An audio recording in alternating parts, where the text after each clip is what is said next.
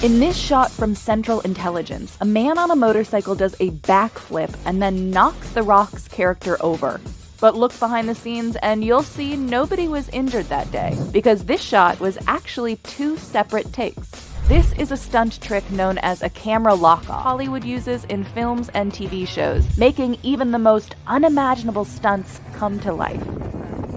Maleficent, Mistress of Evil contained many moments where Angelina Jolie had to perform dialogue in midair. So how exactly did they make it look like she was flying while allowing for her to comfortably and safely act in the scene? They used this device for the shots where Maleficent hovers in the air, and the steering wheel makes 360-degree turns possible. This was key for scenes where the Fae twist and turn in the air in Maleficent.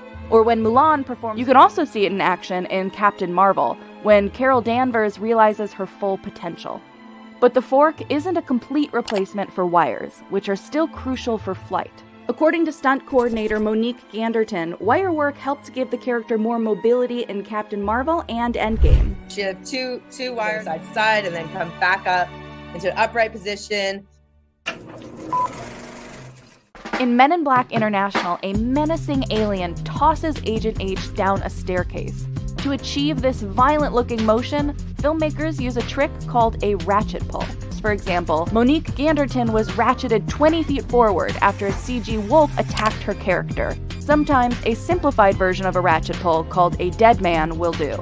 Instead of tying a performer to a complex rigging system off-camera, the performer is tied to a solid stationary object in frame. What happens is when you fully commit, you run and you jump and you hit the end of that line and it just whips you back onto the ground. You can see it performed during the Battle of Wakanda in Infinity War. It gives for this violent, this really simple but violent action. The dead man can also be used to pull somebody off a horse, like you see here in this cut sequence from Chaos Walking. And when Thor gets hit by Thanos in Endgame, both a traditional ratchet pull and a dead man were actually needed, so Chris Hemsworth's double, Bobby Holland-Hanton, could be pulled forward and then thrown to the ground.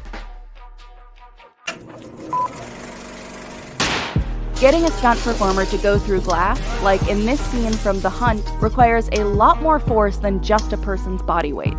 When a character needs to jump or fall out a window, productions use tempered glass, which shatters into tiny harmless bits instead of sharp shards. But the glass itself is so strong, actors would simply bounce off it, as you can see in this gag.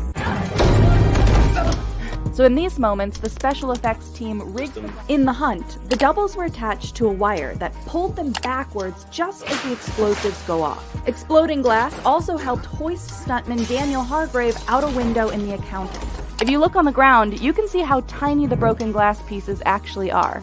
Stunt people are finding efficient ways to update this trick too. In John Wick 2, the character is thrown through a glass sculpture. Basically, the performers had to hit the glass as they were pressurized into the glass. So it was on a pressure system. As soon as that glass pushed against the charger, it had maybe like an eighth of an inch of pressure on it. So as soon as you'd push through, it would blow. Stunt from Central Intelligence in which The Rock's Bob Stone is hit in the head by a motorcycle was made possible by clever camera work and visual